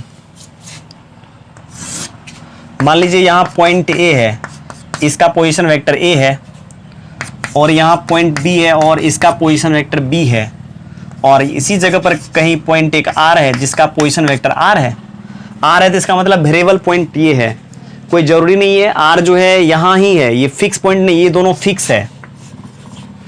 ये दोनों जैसा अभी देखे था आप, ट्रायंगल का जो वर्टिसेस था उसमें जो वेक्टर जो हम यूज किए थे वो कहीं ना कहीं ए की जगह पर बी की जगह सी की जगह पर था, तो वो उस पॉइंट का पोजीशन वेक्टर था। उसी प्रकार से इस पॉइंट का पोजीशन वेक्टर ये है, इस पॉइंट का पोजीशन वेक्टर ये है, और इस पॉइंट का पोजीशन वेक्टर वेक्टर आर है। और मान लीजिए वेक्टर आर जो है ना m इज टू n के रेशियो में किसको डिवाइड कर रहा है, ए बी लाइन को m इज टू n के रेशियो में डिवाइड कर रहा है। इसका मतलब ये होता है कि यहां से यहां तक यदि m है तो ये क्या है, n है। इंटरनल डिवीजन का हम बात कर रहे हैं, तो याद रखिएगा इस पॉइंट का यदि आपको पोजीशन वेक्टर निकालना है वेक्टर आर का, तो जो भी वेरिएबल वेक्टर है जो उसी का कोऑर्डिनेट एक्चुअली मेरे को निकालना रहता है। देखिए इसमें दिया हुआ क्या रहेगा, कहेगा क्या, इस स्ट्रेट लाइन पर उस पॉइंट का पोजीशन वेक्टर ज्ञात कीजिए, ठीक है। ए बी को ज्वाइन करने वाला लाइन यदि उस पॉइंट को m इज टू n के रेशियो में डिवाइड करता है, पॉइंट ए से पॉइंट बी को ज्वाइन करने वाला लाइन सेगमेंट को, ठीक है, m is to n ratio में डिवाइड करने वाला जो पॉइंट है ना, उस पॉइंट का पोजीशन वेक्टर मेरे को चाहिए। तो यही है ना पॉइंट जो ए बी को m इज टू n के रेशियो में डिवाइड कर रहा है। तो इस पॉइंट का यदि आपको पोजीशन वेक्टर पूछा जाए, मतलब वेक्टर r का कोऑर्डिनेट पूछा जाए, ये दिया हुआ नहीं रहेगा, ये निकालना ही है। दिया हुआ केवल ये रहेगा, रेशियो दिया हुआ रहेगा, ठीक है। तब यदि इस पॉइंट का कोऑर्डिनेट आपसे पूछा जाए तो वेक्टर r इक्वल्स टू, आप बोल दीजिएगा या आप ऐसे बोल दीजिए, वेक्टर r का पोजीशन वेक्टर इक्वल्स टू, इसको इससे मल्टीप्लाई कीजिएगा m into vector b plus n into vector a by m plus n।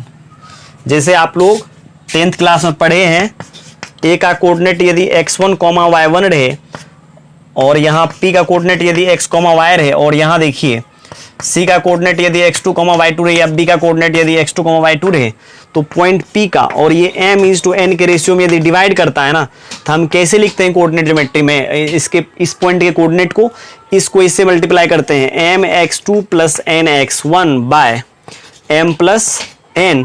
फिर यहाँ से y कोऑर्डिनेट के लिए फिर इसको इससे करते हैं my2 प्लस ny1 बाय कितना, m प्लस n। समझ में आया क्या, मतलब इस प्रकार से हम क्या करते हैं, पॉइंट p के कोऑर्डिनेट को लिखते हैं। ये बात आपको समझ में आ गया। उसी प्रकार से यहाँ देखिए, इसका एक तरीका से वेक्टर दिया हुआ है, इसका मतलब कोऑर्डिनेट ही तो दिया हुआ है ना। वेक्टर a इक्वल्स टू यदि कहीं लिखा हुआ है 2 into unit vector i plus j plus 4 into unit vector k, तो इसका मतलब ये कहीं ना कहीं 2, 1, 4 पॉइंट के कोऑर्डिनेट को दिखा रहा है ना।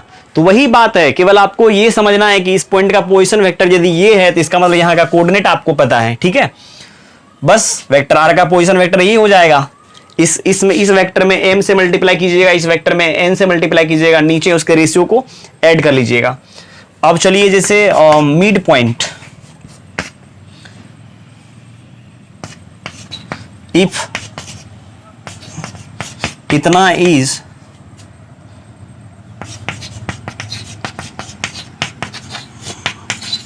Mid point of A B, then position vector of R क्या होगा। जब ये मिड पॉइंट हो जाएगा तो ये दोनों को जोड़ के 2 से डिवाइड लगा दीजिएगा। ऐसे भी आप देखिए जब मिड पॉइंट हो जाएगा तो दोनों का रेशियो सेम आ जाएगा, जितना रेशियो में ये डिवाइड करेगा उतना रेशियो में ये होगा, तो इसका मतलब 1:1 के रेशियो में चलेगा। तो इसको इससे 1 से मल्टीप्लाई कीजिएगा, फिर इसको 1 से कीजिएगा, दोनों को जोड़िएगा। मतलब आप सीधा सीधे ऐसे समझिए, यदि मिड पॉइंट का बात करेगा तो दोनों को ऐड करके 2 से डिवाइड लगाइए, आपको मिड पॉइंट का कोऑर्डिनेट मिल जाएगा। समझ में आया क्या। यदि मिड पॉइंट का आपको पोजीशन वेक्टर निकालना रहे और दोनों इंड का कोऑर्डिनेट दिया हुआ है, जैसे यहां का भी पोजीशन वेक्टर दिया हुआ है, यहां का भी दिया हुआ है, तो आराम से दोनों को ऐड करके डिवाइड लगा दीजिए 2 से।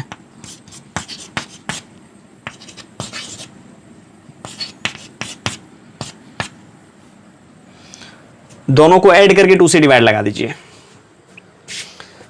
अब चलिए एक्सटर्नल डिवीजन, मतलब यदि पॉइंट आर बाहर रहेगा, ए बी से, तब उस पॉइंट का कोऑर्डिनेट हम कैसे लिखेंगे?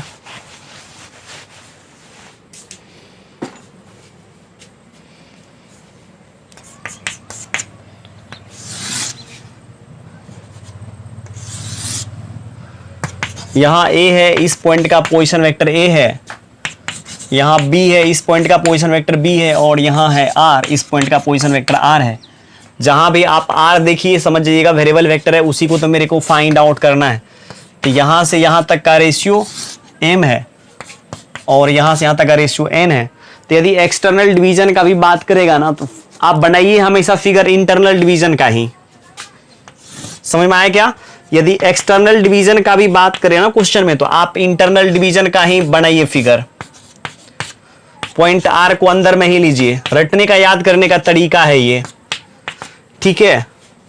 अब बस फॉर्मूला आपको इंटरनल डिवीजन वाला ही लगाना है। तो क्या हो जाएगा, आर ऑफ वेक्टर आर क्या होगा, इसको ऐसे करेंगे तो m of m into vector b, minus लगा दीजिएगा बीच में, n into vector a by, ratio को सब्ट्रैक्ट कर लेना है, एम माइनस एन। बस इतना ही आपको करना है। यदि एक्सटर्नल डिवीजन रहेगा तो इंटरनल डिवीजन के जैसा ही हम ड्रॉ करेंगे फिगर। जैसे यहां देखिए, यहां तो हम एक्सटर्नल वाला डिवीजन को ड्रॉ किए हैं, यहां देखिए इंटरनल डिवीजन ड्रॉ किए। बस यहां उतना ज्यादा फील नहीं आ पाता है बच्चे लोगों को, ठीक है ना। लेकिन इंटरनल डिवीजन यदि आप ड्रॉ करते हैं, एक्सटर्नल का बात क्या, ड्रॉ करेंगे इंटरनल, लेकिन बीच में माइनस लगा देंगे। समझ में आएगा? चलिए अब क्वेश्चन ट्राई करते हैं इसके ऊपर।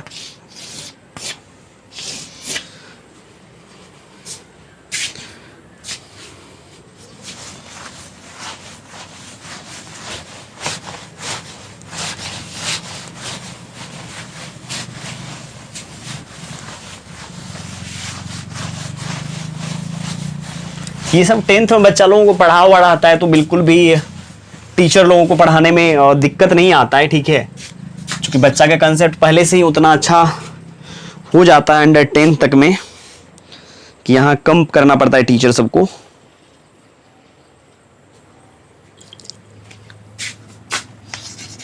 तो ये क्वेश्चन में कह रहा है क्या, find the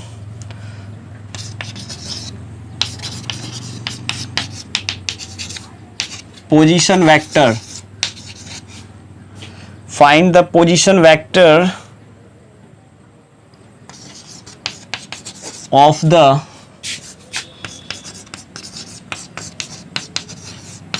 midpoint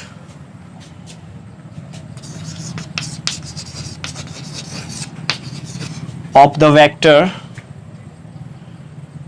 midpoint of the vector, कहाँ गया question, mid point of the vector joining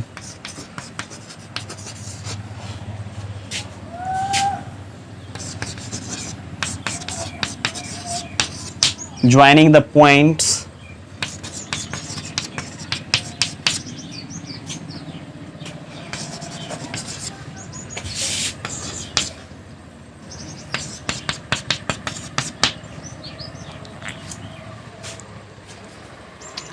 ठीक है। अब देखिए ये दोनों पॉइंट को जो लाइन ज्वाइन कर रहा है उसके मिड में जो पॉइंट है ना, उस पॉइंट का पोजीशन वेक्टर मेरे को चाहिए। तो चलिए कोई दिक्कत नहीं है, तो पहले P को ड्रॉ कर लेते हैं। P कितना दिया हुआ है, 2 3 और 4, और यहां चलिए Q को ड्रॉ करते हैं। Q है 4 1 एंड -2, और यहां मान लेते हैं R है, जिस पॉइंट का पोजीशन वेक्टर ये है, और ये है मिड में। तो सबसे पहले आप कीजिए क्या, देखिए वेक्टर आर का मेरे को क्या करना है, कोऑर्डिनेट निकालना है, पोजीशन वेक्टर निकालना है ना वेक्टर आर का। तो हम आपको क्या बोले हैं, वेक्टर आर का यदि आपको पोजीशन वेक्टर निकालना है तो कीजिएगा इसके पोजीशन वेक्टर में इसके पोजीशन वेक्टर को ऐड कर लीजिए। इस पॉइंट का पोजीशन वेक्टर क्या होगा, वेक्टर OP, और इस पॉइंट का पोजीशन वेक्टर क्या हो जाएगा, वेक्टर OQ, और इसमें 2 से डिवाइड लगा दीजिए। इस पॉइंट का पोजीशन वेक्टर आपको मिल जाएगा। अब OP हम कैसे निकालेंगे, तो OP निकालना है कैसे, इसमें I से इसमें J से इसमें कैसे मल्टीप्लाई करेंगे, 2 into unit vector I, 3 into unit vector J plus 4 into unit vector K, और प्लस यहाँ चलिए 4 into unit vector I plus J minus 2 into unit vector K divided by 2। अब ये सबको ऐड कर लीजिए। चलो यहाँ पर ही कर देते हैं, ये आ जाएगा क्या 6 इंटू यूनिट वैक्टर आई, इसको इससे करेंगे 4 इंटू यूनिट वैक्टर जे, इसको इससे करेंगे प्लस 2 इंटू यूनिट वैक्टर के बाय 2 से कॉमन लेके कैंसिल कर लीजिए, बस कहानी खत्म इसकी। ये हो गया आपको किस पॉइंट का पोजीशन वेक्टर, जो मिड पॉइंट था ना वेक्टर आर का, कोऑर्डिनेट निकल गया। मतलब इस मिड में जो वेक्टर आएगा ना उस पॉइंट का पोजीशन वेक्टर ये है।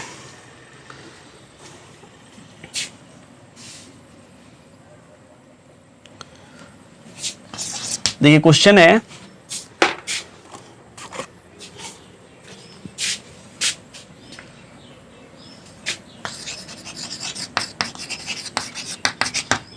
पीवी का मतलब position vector, find the position vector of a point are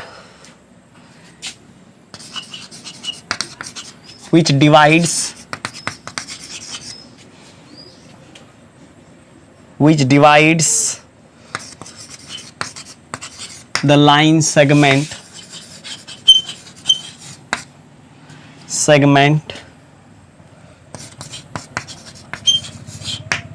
joining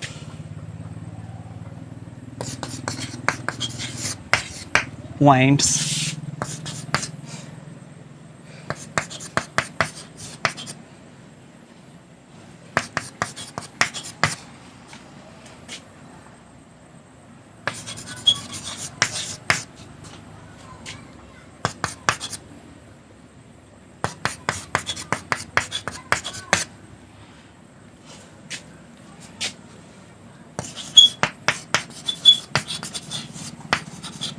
in the ratio 2:1.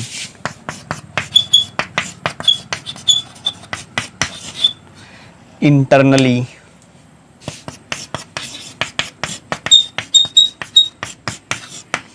externally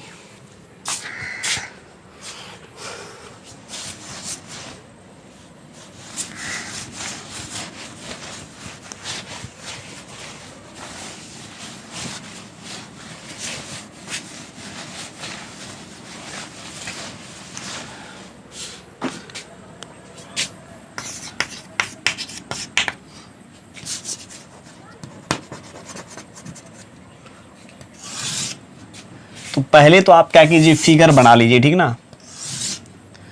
P का देखिए पोजीशन वेक्टर यहां दे दिया है, यूनिट वेक्टर आई प्लस 2j प्लस के, और क्यू का कितना दे रखा है माइनस यूनिट वेक्टर आई प्लस जे प्लस के। और देखिए यहां पर इंटरनल और एक्सटर्नल डिवीजन का बात कर रहा है। पहले तो क्वेश्चन पढ़ते हैं। देखिए क्वेश्चन में क्या कर रहा है, find the position vector of a point R which divides the line segment joining points इतना एंड इतना इन द रेशियो 2:1। कह रहा है क्या पॉइंट आर का पोजीशन वेक्टर फाइंड आउट करने के लिए, ठीक है, यदि आर पी क्यू को 2:1 के रेशियो में इंटरनली डिवाइड कर रहा है तब, और एक्सटर्नली डिवाइड कर रहा है तब आपको पॉइंट आर का ही कोऑर्डिनेट बताना है। तो हम आपको बता दिए इंटरनली का बात करें या एक्सटर्नली का बात करें, आप तो हमेशा इंटरनली निकाला करो। एक नंबर के लिए क्या है, इंटरनल डिवीजन है ना। इस पॉइंट के पोजीशन वेक्टर को आर मान लेते हैं हम लोग, ठीक है। तो चलिए आर ऑफ आर निकालते हैं।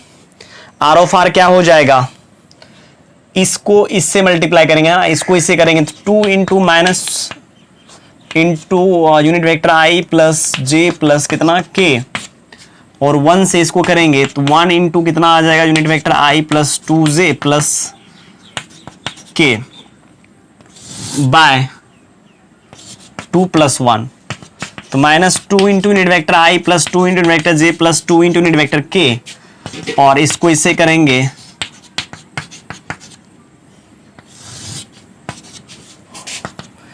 यहां करेंगे तो -i हो जाएगा, इसको इससे करेंगे तो +4j आ जाएगा प्लस 3k बाय 3। आप अलग अलग कर लीजिए।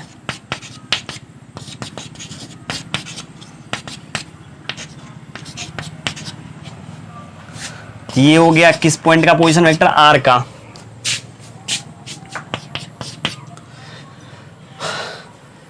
देखिए 2 नंबर में एक्सटर्नल डिवीजन का बात कर रहा है ना, एक्सटर्नल डिवीजन कैसे फाइंड आउट करते हैं हम लोग? बस सीधा सीधी यहां पर जो हम आपको बोले हैं इंटरनल वाला ही प्रॉपर्टी लगाएंगे, बट इसमें बीच में माइनस लगा देंगे यहां पर, और रेशियो जो नीचे आप सबट्रैक्ट किए ऐड किए थे है ना, उसमें केवल सबट्रैक्ट कर देना है, बस इतना ही।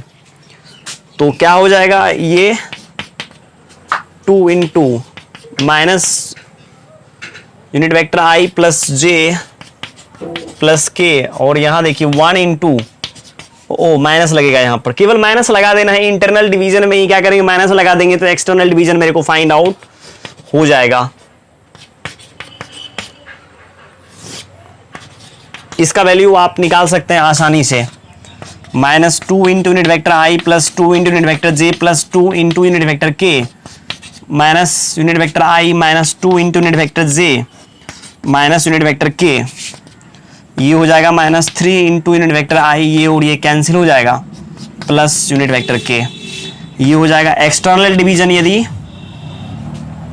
आपको कहेगा निकालने के लिए पॉइंट आर का, तो वो ये हो जाएगा इंटरनल डिवीजन जो है ये आ जाएगा 1/3 इंटू यूनिट वेक्टर आई प्लस 4/3 इंटू यूनिट वेक्टर जे प्लस यूनिट वेक्टर के।